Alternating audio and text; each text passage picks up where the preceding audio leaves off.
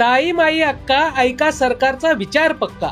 लाडक्या बहिणींनो, ई-KYC चा घेऊ नका लोड, तुमच्यासाठी बातमी आणली बघा गोड। लाडकी बहीण योजनेसाठी ई-KYC ची तारीख आता 31 डिसेंबर 2025 पर्यंत वाढवली आहे। त्यामुळं बया OTPच नाही आला, बाई साईटच नाही उघडली, बया टाइमच नाही मिळाला, अशा कोणत्याही कारणामुळे ई-KYC राहिली असेल तर ती 31 डिसेंबर 2025 पर्यंत करून घेता येईल।